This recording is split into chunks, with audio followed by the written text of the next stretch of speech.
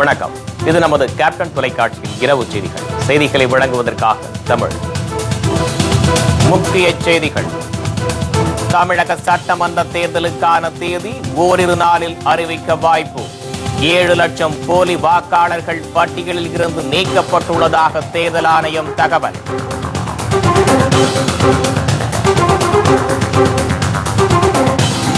அதிமுக அமைச்சர் TKM சின்னையாவின் பதவி பறிப்பு. ஆட்சி முடிவதற்குள் மேலும் பலரது இலாக்காவை பறிக்க ஜெயலலிதா திட்டம்.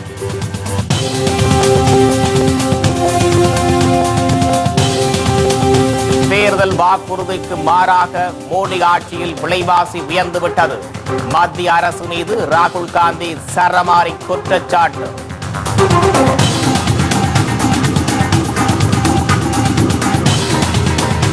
சோலார் பேனல் மோசடி ஊழல் வழக்கில் புதிய ஆதாரங்களை தாக்கல் செய்தார் சரிதா நாயர். கேரள முதலமைச்சர் கும்மன் சாண்டிக்கு வலுக்கிறது சிக்கல்.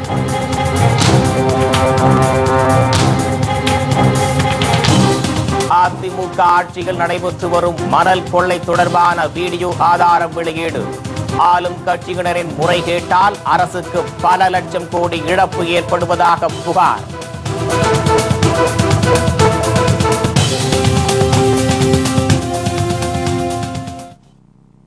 விரிவான செய்திகள்.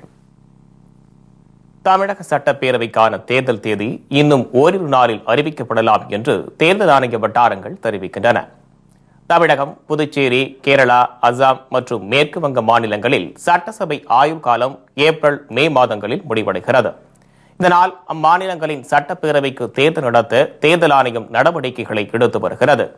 தலைமை தேர்தல் ஆணையர் நஜீம் ஜெய்தி சம்பந்தப்பட்ட மாநிலங்களுக்கு நேரில் சென்று தலைமை தேர்தல் அதிகாரி உள்ளிட்ட உயர் அதிகாரிகளை சந்தித்து தேர்தல் ஏற்பாடுகளை ஆய்வு செய்தார். இதனைத் தொடர்ந்து நாளை அல்லது நாளை மறுதினம் உள்துறை அமைச்சர் நஜீம் ஜெய்தி தலைமையிலான தேர்தல் ஆணையர்கள் சந்தித்து வாக்குப்பதிவுக்கு தேவைப்படும் துணை ராணுவ படை குறித்து விவாதிக்க உள்ளனர். இறுதியாக வரும் வெள்ளி அல்லது சனிக்கிழமை தேர்தல் தேதி அறிவிக்கப்படலாம் என்றும் தகவல்கள் தெரிவிக்கின்றன. தமிழகம், புதுச்சேரி, கேரளாவிற்கு ஒரே கட்டமாகவும் மற்ற மாநிலங்களுக்கு 3 அல்லது 4 கட்டங்களாகவும் தேர்தல் நடத்தப்படலாம் என தேர்தல் ஆணைய வட்டாரங்கள் தெரிவித்துள்ளன. தமிழகத்தில் அடுத்த மாதம் மத்தியில் அல்லது மே மாதம் முதல் வாரத்தில் வாக்குப்பதிவு நடைபெறலாம் என்று கூறப்படுகிறது. இதனிடையே தமிழகத்தில் 6,84,000 வாக்காளர்கள் பட்டியலில் இருந்து நீக்கப்பட்டுள்ளதாக தலைமை தேர்தல் அதிகாரி ராஜேஷ் லக்கானி தெரிவித்துள்ளார்.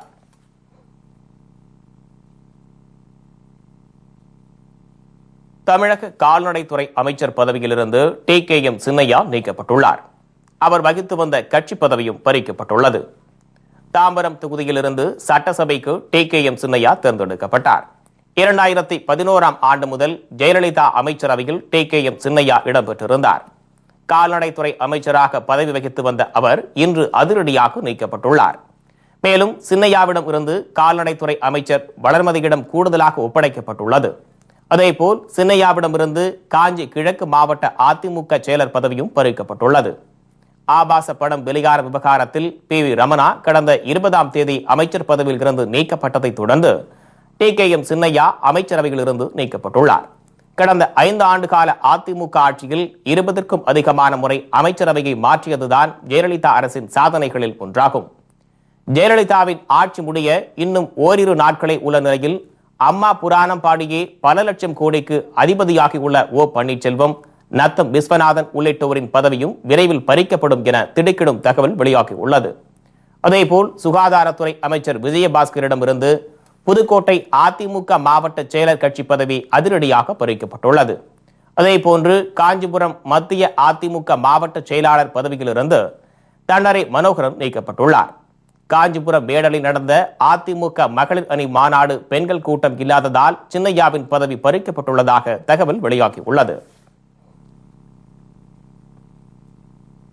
விலைவாசியை கட்டுப்படுத்த நரேந்திர மோடி அரசு எந்த நடவடிக்கையையும் எடுக்கவில்லை என காங்கிரஸ் துணைத் தலைவர் ராகுல் காந்தி குற்றம் சாட்டியுள்ளார். மக்களவையில் குடியரசுத் தலைவர் உரைக்கு நன்றி தெரிவிக்கும் தீர்மானத்தின் மீதான விவாதத்தில் பங்கேற்று பேசிய ராகுல் காந்தி மத்திய அரசு மீது சரமாரியாக குற்றம் சாட்டினார். தேர்தல் வாக்குறுதிக்கு மாறாக மோடி ஆட்சியில் விலைவாசி பல மடங்கு உயர்ந்துவிட்டதாக கூறினார். மோடி ஆட்சிக்கு வந்த பிறகு பருப்பு விலை கிலோ 200 ரூபாயை தாண்டிவிட்டதை சுட்டிக்காட்டிய ராகுல், வேலைவாய்ப்பை பெருக்குவோம் என்ற மோடியின் வாக்குறுதி என்ன ஆனது என்றும் கேள்வி எழுப்பினார். கருப்பு பண முதலைகளை பாதுகாக்கும் வேலையில் மத்திய அரசு ஈடுபட்டுள்ளதாக குற்றம் சாட்டிய ராகுல், ஃபேர் அண்ட் லவ்லி கிரீம் போல கருப்பு பணத்தை வெள்ளையாக்க மோடி அரசு திட்டமிட்டுள்ளதாக பரபரப்பு குற்றச்சாட்டையும் தெரிவித்துள்ளார். मोदी जी ने वायदा किया था कि इकोनॉमी बिल्कुल डाउन जा रही है। इलेक्शन में कहा था दाल 70 रुपए की हो गई। मैं आऊंगा तो दाम कम होगा। जो हमारी महिलाएं हैं, बहनें हैं, माताएं हैं, उनके ऊपर जो कष्ट है वो मैं कम करूंगा। मोदी जी आए, 200 रुपए दाल आज मार्केट में मिलती है।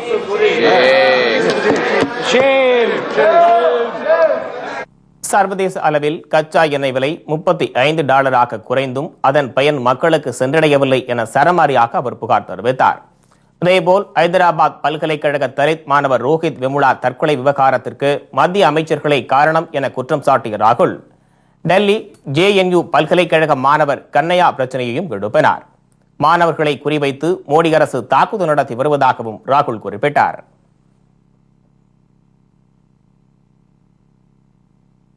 மத்திய அரசை கண்டித்து தமிழகம் முழுவதும் நகைக்கடை உரிமையாளர்கள் நடத்தி வரும் போராட்டத்தால் பல கோடி ரூபாய் மதிப்பிலான வர்த்தகம் பாதிக்கப்பட்டுள்ளது.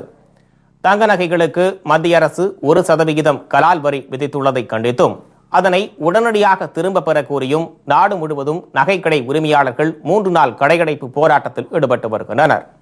இதற்கு ஆதரவு தெரிவித்து சென்னை உட்பட தமிழகம் முழுவதும் நகைக்கடை உரிமையாளர்கள் கடையடைப்பு போராட்டத்தில் ஈடுபட்டுள்ளனர். கன்னியாகுமரி மாவட்டத்தில் உள்ள சுமார் 3000க்கும் மேற்பட்ட நகைக்கடைகள் அடைக்கப்பட்டுள்ளன. மத்திய அரசு கொண்டு வந்துள்ள அந்த 1% கலால் வரியை எதிர்ப்பு தெரிவித்து இன்று முதல் 3 நாட்களுக்கு கடையடைப்பு செய்வதாக முடிவு எடுத்திருக்கின்றோம். எனவே மத்திய அரசு இந்த சட்டத்தை மறுபரிசீலனை செய்து வாபஸ் பெற வேண்டும் என்று கேட்டுக்கொள்கிறோம்.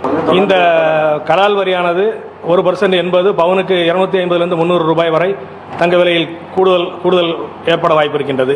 இதனால் மக்கள் இன்னும் சிரமத்திற்கு உள்ளாவார்கள்.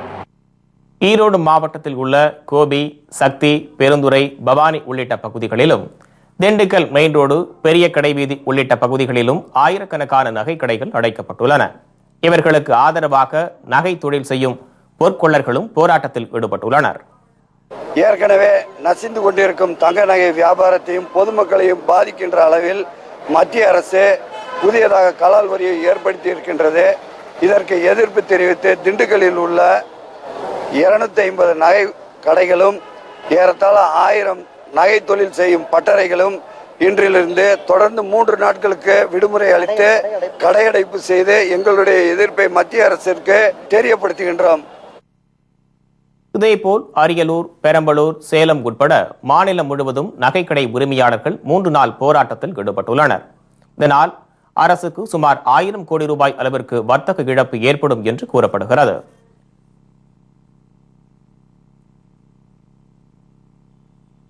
சூரிய ஒளி மின்தகடு ஊழல் விவகாரத்தில் 75% ஆதாரங்கள் விசாரணை கமிஷனிடம் ஒப்படைத்துள்ளதாக சரிதா நாயர் கூறியுள்ளதால் இந்த வழக்கில் சம்பந்தப்பட்டுள்ள முதலமைச்சர் உம்மன் சாண்டிக்கு சிக்கல் ஏற்பட்டுள்ளது. காற்றாலை அமைத்து தருவதில் 26 லட்சம் ரூபாய் மோசடி செய்ததாக தொடரப்பட்ட வழக்கு விசாரணைக்காக கோவை 6வது குற்றவியல் நீதிமன்றத்தில் சரிதா நாயர் இன்று ஆஜரானார். அப்போது கேரள முதலமைச்சர் உம்மன் சாண்டி லஞ்சம் பெற்றதாக கூறப்படும் மின்தகடு ஊழல் வழக்கில் கூடுதல் ஆவணங்களை அவர் தாக்கல் செய்தார். அப்போது செய்தியாளர்களிடம் பேசிய அவர், சூரிய ஒளி மின்தகடு ஊழல் விவகாரத்தில் 75% ஆதாரங்கள் விசாரணை கமிஷனிடம் ஒப்படைத்துள்ளதாகவும் உம்மன் சாண்டியை நேரடியாக பாதிக்கும் வகையிலான ஆதாரங்களை விரைவில் நீதிமன்றத்தில் சமர்ப்பிக்க உள்ளதாகவும் கூறினார். ஆதாரங்கள் வச்சிருக்காங்க. வச்ச ஆதாரத்துக்கு நல்ல ஒரு 75% of my evidences already submitted with solar energy already கொடுத்துருக்காங்க. சொன்னால் அது என்னோட கிரிமினல் கேஸை டைரக்டாக இன்வால்வ் பண்ணுற மாதிரி உள்ள ஒரு எவிடன்ஸ். ஸோ அந்த மாதிரி உள்ள எவிடன்சஸ் அது டிஜிட்டலாக இருந்தாலும் டாக்குமெண்ட் எவிடன்ஸாக இருந்தாலும் நான் ஹைகோர்ட் முகாந்திரமாக தான் ப்ரொடியூஸ் பண்ணி அதில் விசாரிக்கணும்னு சொல்லி ரிப்போர்ட் பண்ணேன். ஒரு வாட்டி டைரக்டாக சிஎம்ஏ அஃபெக்ட் பண்ணது மாதிரி எவிடன்சஸ் எனக்கு ஈஸிலியாக அவங்க ரோல் என்னன்னு ஒரு இன்வெஸ்டிகேட்டிங் ஏஜென்சிக்கு தெரியக்கூடிய அளவில் ஒரு எவிடன்ஸ். மேலும் கேரள முதலமைச்சர் மீது நீதி விசாரணை நடத்த கோரி கேரள உயர்நீதிமன்றத்தை அணுகப் போவதாகவும் அவர் குறிப்பிட்டார். அதிமுக ஆட்சியில் பாலாற்றில் நடைபெற்று வரும் மணல் கொள்ளை தொடர்பான வீடியோ ஆதாரங்கள் வெளியிடப்பட்டுள்ளது. சென்னையில் செய்தியாளர்களை சந்தித்த சட்ட பஞ்சாயத்து இயக்கத்தினர் அதிமுக ஆட்சியில் மணல் மாஃபியாக்களின் ஆதிக்கம் குறித்த வீடியோவை வெளியிட்டனர். அரசு அனுமதி வழங்கப்பட்ட 3 அடி ஆழத்திற்கு மேல் மணல் அள்ளப்படுவதாகவும் இதுகுறித்து மாவட்ட நிர்வாகம், பொதுப்பணித்துறை, வருவாய்த்துறை, முதலமைச்சரின் தனிப்பிரிவு என சம்பந்தப்பட்ட அனைத்து துறைகளுக்கு மனு அளித்தும் இதுவரை எந்த நடவடிக்கையும் எடுக்கப்படவில்லை எனவும் சட்ட பஞ்சாயத்து இயக்கம் குற்றம் சாட்டியுள்ளது. ஆளும் கட்சியினரின் மணல் கொள்ளையால் அரசுக்கு பல லட்சம் கோடி இழப்பு ஏற்பட்டுள்ளதாகவும் அவர்கள் புகார் தெரிவித்தனர்.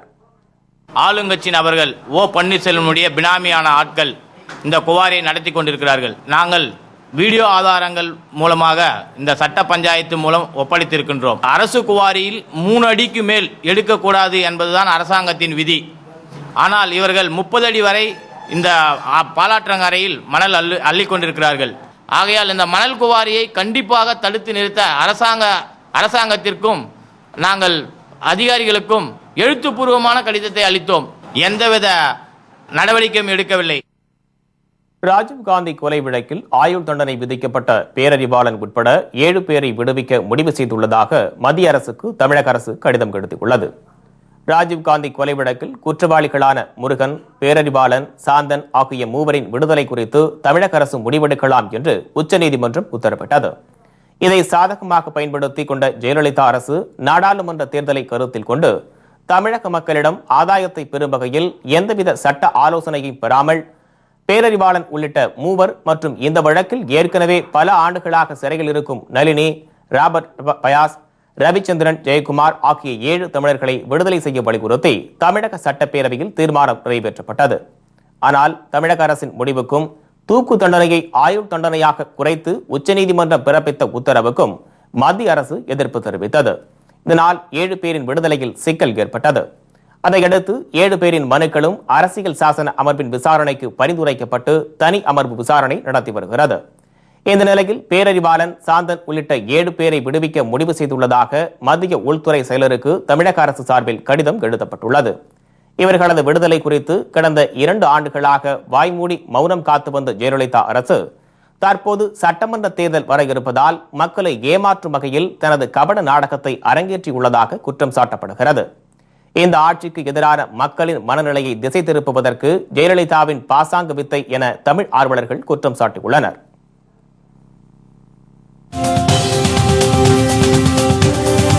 திருப்பூர் மாநகராட்சி நிர்வாகத்தை கண்டித்து 200க்கும் மேற்பட்ட மக்கள் சாலை மறியல். சுகாதாரம், சாலை உள்ளிட்ட எவ்வித அடிப்படை வசதிகளும் இல்லை என்று புகார். ஜெயலலிதாவின் ஆர்கே நகரில் குடிசை மாற்று திட்டத்தின் கீழ் வீடு வழங்குவதில் முறைகேடு. ஆளும் கட்சியினரின் நடவடிக்கையை கண்டித்து மக்கள் போராட்டம். மற்றும் பல செய்திகள் விளம்பர இடைவேளைக்கு பிறகு. செய்திகள் தொடர்கின்றன. திருப்பூரில் சுகாதார பணிகள் மேற்கொள்வதில் மெத்தன போக்கை கடைபிடித்து வரும் மாநகராட்சி நிர்வாகத்தை கண்டித்து 200க்கும் மேற்பட்ட மக்கள் சாலை மறியலில் ஈடுபட்டனர். குடிநீர், சாக்கடை வசதி உள்ளிட்ட எந்த ஒரு அடிப்படை வசதிகளையும் மாநகராட்சி நிர்வாகம் செய்து தரவில்லை என்பது போராட்டம் நடத்திய பெண்களின் குற்றச்சாட்டாகும். திருப்பூர் மாநகர பகுதிகளில் சுகாதார பணி மேற்கொள்வதில் மாநகராட்சி மெத்தனமாக செயல்பட்டு வருவதாகவும் அவர்கள் புகார் தெரிவிக்கின்றனர். ஏரியாவுக்கு மருந்து அடிக்கிறது இல்லைங்க, டிச்சு வர்றது கிடையாது, எதுவுமே பண்ண மாட்டேன்றாங்க. இப்போ எங்கள் ஏரியாவில் ஒரு பொண்ணுக்கு டெங்கு காய்ச்சல் ஹாஸ்பிட்டலில் அட்மிட் பண்ணியிருக்கிறோம். நாங்கள் செக்அப் பண்ணுறதுக்கு யாருமே அவ்வளோ ஒரு கச்சாயம் கொடுக்கறதில்ல, எதுவுமே பண்ண மாட்டேன்றாங்க. இந்த ஏரியான்றதை எதுவுமே கண்டுக்க மாட்டேன். இந்த ஏரியா இருக்குதா இல்லையானே எங்களுக்கே தெரியல. அப்படி இருக்குது இந்த நிலைமை. இங்கே நாங்கள் டெங்கு காய்ச்சல் வந்தனால தான் நாங்கள் இங்கே உட்காந்துருக்கிறோம். நாங்கள் மாநகராட்சியின் அலட்சிய போக்கால் 21வது வார்டில் தொடர்ந்து உயிரிழப்பு ஏற்பட காரணம் என குற்றம் சாட்டிய பொதுமக்கள் தொடர்ந்து மாநகரில் சுகாதார பணிகளை தீவிரப்படுத்தவும், நோய் தடுப்பு பணிகளை விரைவுபடுத்திடவும் கோரிக்கை விடுத்துள்ளனர். மாநகராட்சியினுடைய கட்டுக்கோப்பு இன்னைக்கு சரியில்லாத காரணத்தினால இங்க ஒரு 9 வயசு குழந்தை டெங்கு காய்ச்சல் பாதிக்கப்பட்டிருக்குது. இதே மாதிரி கோல்டன் நகர்ல ஒரு 2 வயசு குழந்தை இறந்திருக்குது. இன்னைக்கு ஜிஹெச்லயே அரசு மருத்துவமனைங்கிற பேர்ல அவங்களும் எந்த ஒரு நடவடிக்கை எடுக்கிறது இல்ல. இதுக்கு கரெக்டான நடவடிக்கை எடுக்கணும். இது மாநகராட்சி நிர்வாகத்தை வன்மையா கண்டிக்கிறதுக்காக இந்த மறியல் போராட்டம் நாங்க பண்ணிட்டு இருக்கிறோம். திருக்கோவிலூர் தேமுதிக சட்டமன்ற உறுப்பினர் எல் வெங்கடேசன் தனது தொகுதி நிதியிலிருந்து அமைக்கப்பட்ட பல்வேறு நலத்திட்டங்களை பொதுமக்கள் பயன்பாட்டிற்கு தொடங்கி வைத்தார். தேமுதிக தலைவர் கேப்டன் விஜயகாந்தின் ஆணைக்கிணங்க தொகுதி மேம்பாட்டு நிதியிலிருந்து கட்டப்பட்ட மின் பவர் பம்பை எல் வெங்கடேசன் எம்எல்ஏ திறந்து வைத்தார். இதைத் தொடர்ந்து அரசு உயர்நிலைப் பள்ளிகளில் 6 லட்சம் ரூபாய் மதிப்பில் கட்டப்பட்ட சுத்திகரிப்பு குடிநீர் இயந்திரத்தையும் அவர் திறந்து வைத்தார். பின்னர் முகையூரில் பயணிகள் நிழற்குடை அமைப்பதற்கு 5 லட்சம் ரூபாய் நிதி ஒதுக்கி அதற்கான பூமி பூஜையும் இன்று நடைபெற்றது. இந்த விழாவில் கலந்து கொண்ட 100க்கும் மேற்பட்ட பெண்களுக்கு தேமுதிக எம்எல்ஏ வெங்கடேசன் சேலைகளை வழங்கினார்.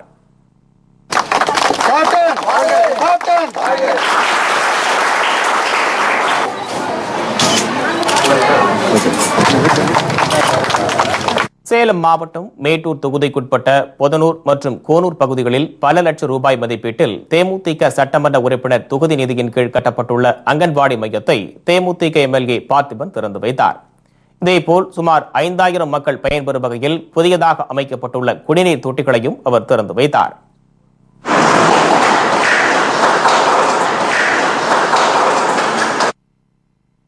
இதேபோல் திருச்செங்கோடு தொகுதி மேம்பாட்டு நிதியிலிருந்து ஆண்டிப்பாளையம் அரசு உயர்நிலைப் பள்ளியில் 7 லட்சம் ரூபாய் செலவில் கட்டப்பட்ட உணவருந்தும் கூடம் மற்றும் 3 லட்சம் ரூபாய் செலவில் அமைக்கப்பட்ட சுத்திகரிக்கப்பட்ட குடிநீர் யூனிட் ஆகியவற்றை அத்தொகுதி தேமுதிக எம்எல்ஏ சம்பத்குமார் திறந்து வைத்தார். இதையடுத்து ஆண்டிப்பாளையம் கிராமத்தில் 11 லட்சம் ரூபாய் மதிப்பீட்டில் அமைய உள்ள இணைப்பு சாலைக்கான பூமி பூஜையிலும் எம்எல்ஏ சம்பத்குமார் கலந்து கொண்டார்.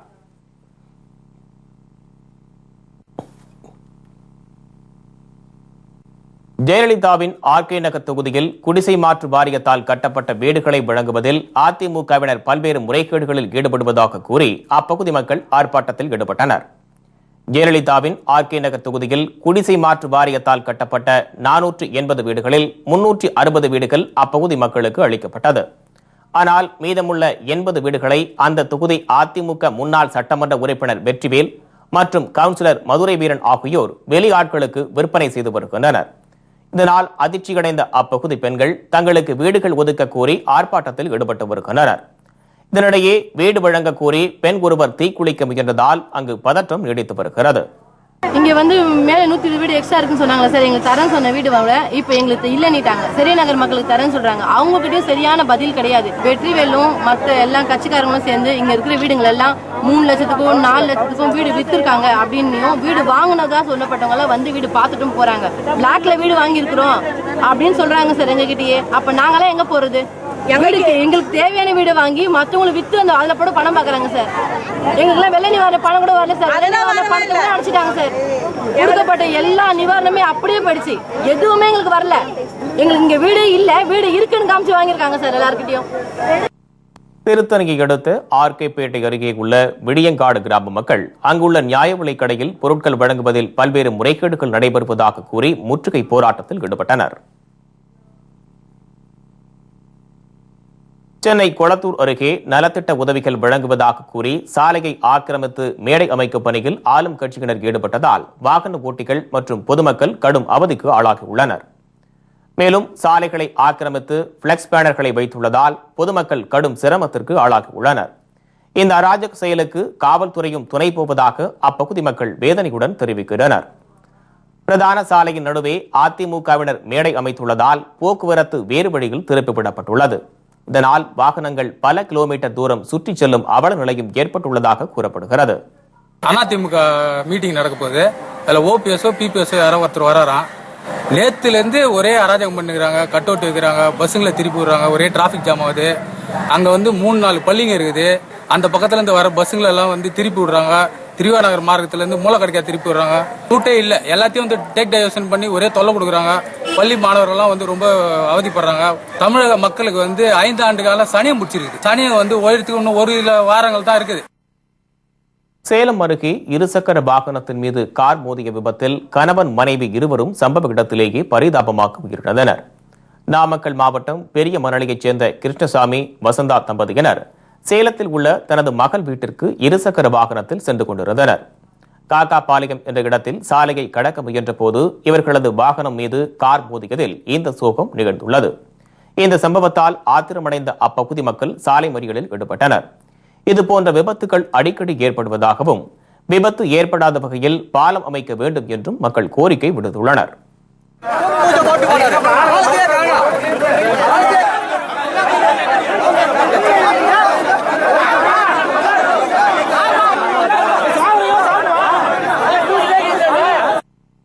இதேபோல் சென்னையிலிருந்து மதுரை நோக்கி சென்று கொண்டிருந்த ஆம்னி பேருந்து ஒன்று மதுராந்தகம் அருகே உள்ள கருங்குழி என்ற இடத்தில் ஓட்டுநரின் கட்டுப்பாட்டை இழந்து சாலையோர தடுப்பு மீது மோதி அங்கு நிறுத்தப்பட்டிருந்த ஆட்டோக்கள் மீது கவிழ்ந்தது. இதில் பேருந்தில் பயணம் செய்த 15 பேர், ஆட்டோ ஓட்டுநர்கள் 5 பேர் உட்பட பலர் காயமடைந்தனர். அவர்கள் அனைவரும் செங்கல்பட்டு மருத்துவமனையில் சிகிச்சை பெற்று வருகின்றனர்.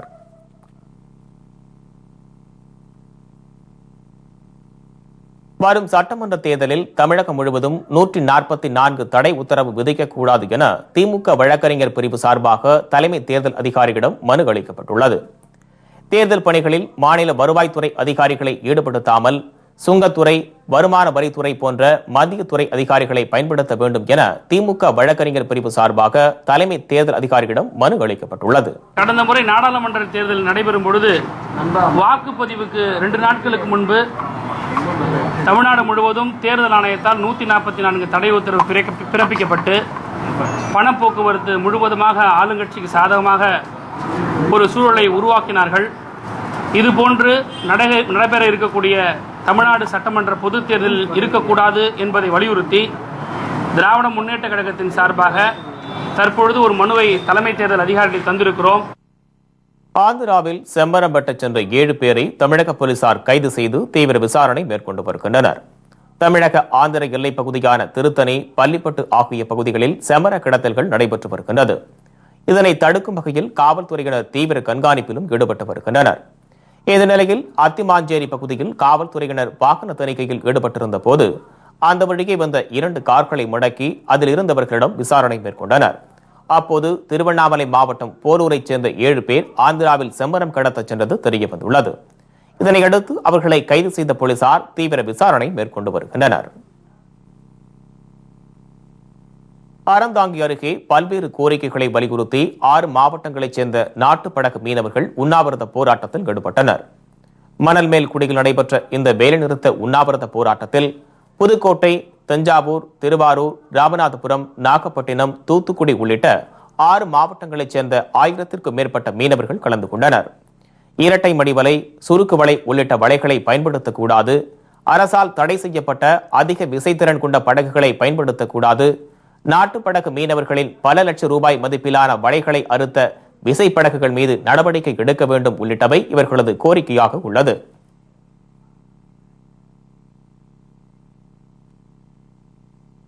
மயிலாடுதுறை அருகே நகராட்சி கழிவுநீர் பாசன வாய்க்காலில் கலப்பதால் கால்நடைகள் பாதிக்கப்படுவதை கண்டித்து பொதுமக்கள் கையெழுத்து இயக்க போராட்டம் நடத்தப்பட்டது.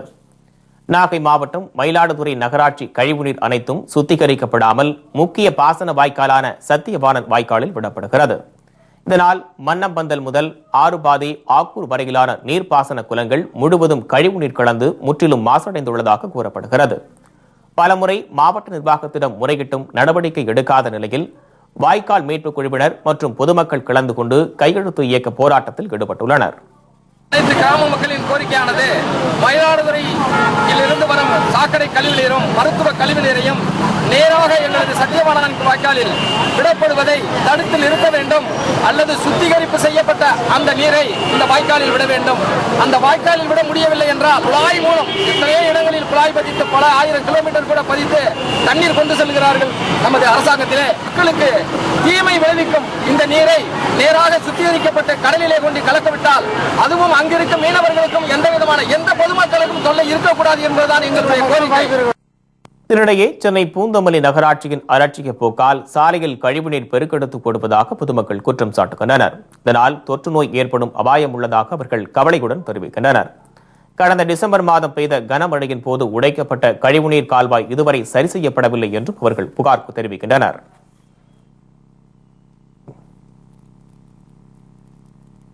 நீலகிரி மாவட்டத்தில் வனவிலங்குகள் கணக்கெடுக்கும் பணி நாளை தொடங்குவதை முன்னிட்டு வனத்துறை ஊழியர்களுக்கு சிறப்பு பயிற்சி அளிக்கப்பட்டது. நீலகிரி வடக்கு மற்றும் தெற்கு வனக்கோட்ட வனப்பகுதிகளில் நடைபெறும் கணக்கெடுப்பு பணியில் வனத்துறை ஊழியர்கள், வேட்டை தடுப்பு காவலர்கள், தன்னார்வலர்கள் என 250க்கும் மேற்பட்டவர்கள் பங்கேற்க உள்ளனர். வனவிலங்குகளை நேரில் பார்த்தும் கால் தடங்கள், எச்சங்களை சேகரித்தும் கணக்கெடுப்பு நடத்த பயிற்சி அளிக்கப்பட்டது. வனவிலங்கு கணக்கெடுப்பு துவங்கியுள்ளது. இன்னும் 4 நாட்கள், நாளையிலிருந்து 6ஆம் தேதி வரைக்கும் சென்சஸ் நடக்கும்.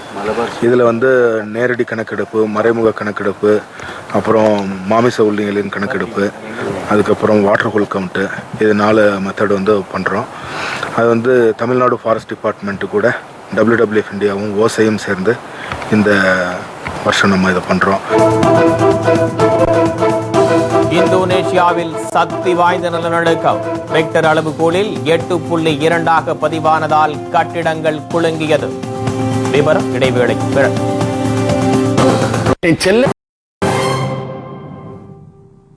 செய்திகள் தொடர்கின்றன. இந்தோனேஷியாவில் பலத்த நிலநடுக்கம் தாக்கியதால் மக்கள் பீதியடைந்துள்ளனர். நிலநடுக்கத்தின் திறன் ரெக்டர் அளவுகோல் 8.2 பதிவாகியுள்ளது. படாங்கில் இருந்து 808 கிலோமீட்டர் தூரமுள்ள பகுதியை மையமாக கொண்டு நிலநடுக்கம் ஏற்பட்டுள்ளது. இதனையடுத்து இந்தோனேஷியாவிற்கு சுனாமி எச்சரிக்கை விடுக்கப்பட்டுள்ளது. நிலநடுக்கத்தால் ஏற்பட்ட பாதிப்பு குறித்து தகவல்கள் வெளியாகவில்லை. ஆனால் இந்த நிலநடுக்கத்தால் இந்தியாவிற்கு சுனாமி மற்றும் எந்த பாதிப்பும் ஏற்படாது என ஹைதராபாத்தில் உள்ள இந்திய சுனாமி எச்சரிக்கை மையம் தெரிவித்துள்ளது.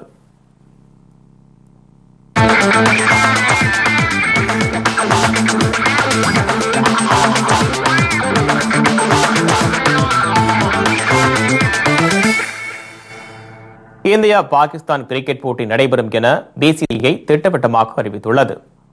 20 ஓவர் உலகக்கோப்பை கிரிக்கெட் போட்டியில் இந்தியா பாகிஸ்தான் அணிகள் மோதும் ஆட்டம் வருகின்ற 19ஆம் தேதி தர்மசாலாவில் நடைபெறுகிறது.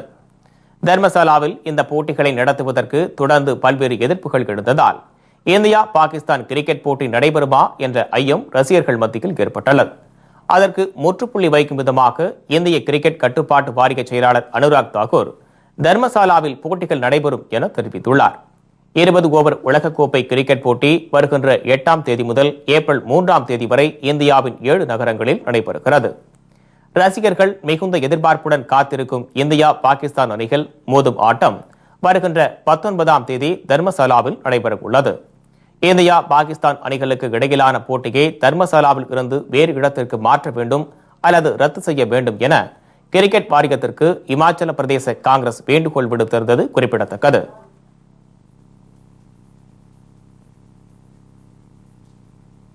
இத்துடன் செய்திகள் நிறைவடைகின்றன. மீண்டும் செய்திகள் இரவு 10 மணிக்கு. உண்மை செய்திகளை உள்ளது உள்ளபடி உடனுக்குடன் தெரிந்து கொள்ள நமது கேப்டன் நியூஸ் தொலைக்காட்சியை பாருங்கள். வணக்கம்.